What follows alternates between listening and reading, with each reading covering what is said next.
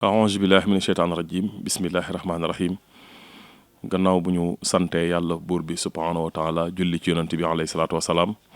sant sëriñ tubaa cheikh ahmadul xadim di ñaanal sëriñ tubaa cheikh mouhamadou muntaxa mbàkke suñu borom gën koo dolli kattan may ko ak wér ba yéene jim am ci liggéeyal sëriñ tubaa mu àggale ko ak sagoom mbokk taalibe yi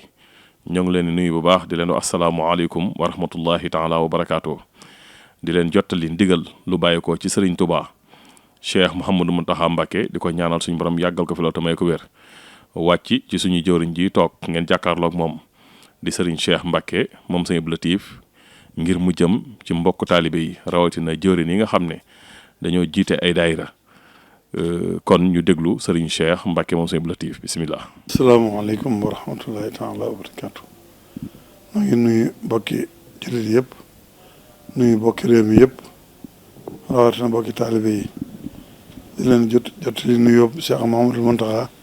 ak cantam ak ngërëmam ni ñu koy waxee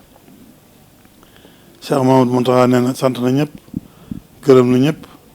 ndax xam na cofeel gi nit ñi am ci moom itam cofeel gu toll noonu leen ëmbal ndax yéen na ñëpp jàmm yéen na ñëpp jariñ yéen na ñëpp xettali ko ci barkeb sëriñ bi ba tax na bëgg naa nag taal bi yëpp liggéeyal sëriñ bi bu sañoon itam waxtu bu nekk mi ngi toog jàkkaarloog yéen mi ngi ànd ak yéen di liggéey ndax loolu mooy yéene moo di bëggam waaye itam ñu xam ne ngant loolu mën a ñàkk ci jaam waaye ñu xam ne bu ngant amee itam fa mën a nekk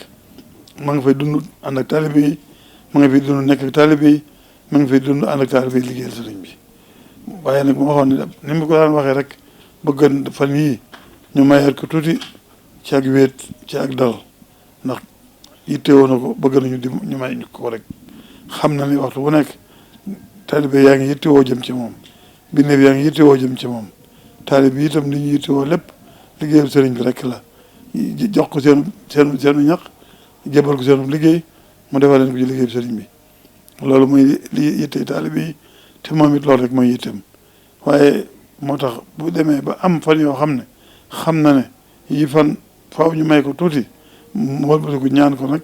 ñu may ko tuuti mu àggale ci te delluwaat ci liggéey bi loolu la ne woon nañ ko jottali ñëpp ndax moom li mu waxoon mooy li tax mu ne ajjumay suba ci dellu si ñu may ko waaye jooju bu ñu ko seetee bu dellu si ci biir tabaski yi nekk tabaski yi daanañu wax bu duggee na ko daayira yi may ñu toppatoo borom tabaski yi ñu andi ko jëbali ko mu doo yóbbuwaat ko fi mu ko war a yóbbu loolu daal day sëkkub liggéey kon day mel ne liggéey bi daayira yi moom faw ñu ajandi ko ba weesu tabaski yi li ci des nag koo xam ne ki jàppal nga ba mënoo ñàkk a jóg mënatoo fomm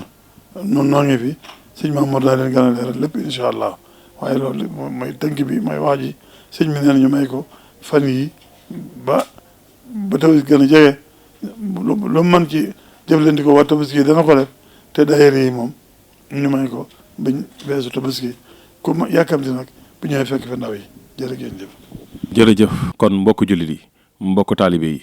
rawatina sama mbokk dongo yi kon dégg ngeen kàddu yi nga xam ne moo bàyyi ko ci sëriñ Touba cheikh Mouhamadou Mountakha Mbacké wàcc suñu jëwriñ ji toog ngeen jàkkaarloog moom di sëriñ cheikh Mbacké moom sëriñ Abdou Latif kon ndigal lu bàyyi ko ci sëriñ Touba cheikh Mouhamadou Mountakha la ngir mu jëm ci jullit yi rawatina taalibe yi noonu mu ko waxee noonu rek la ndax sëriñ bi moo ko jox ndigal ne jamono yi nañ ko may ba fan yi incha allah bi waaye sëriñ cheikh mi ngi fi ku ñëw da nga ko fi fekk waaye kuy demit da nga ko fi bàyyi képp koo xam ne jug nga yor sab liggéey te yàkkamti boo ñëwee ni nga fi fekk sëriñ cheikh moom sëriñ Abdou Latif nga teg ko ci loxoom moo xam addiyee yi sëriñ Tuubaa yi la moo xam ñi nga xam ne dañoo yor ay tabaski ngir indi ko kon ñu jàppee ko noonu ñaanal sëriñ Touba cheikh Mouhamadou Mountakha suñ borom gën koo dolli kattan may ko ak wér ba yéene jëm am ci liggéeyal sëriñ Touba maamam mu àggal ko ak sagoom jërë ngeen jëf asalaamaaleykum wa rahmatullahi taala wa barakaatu.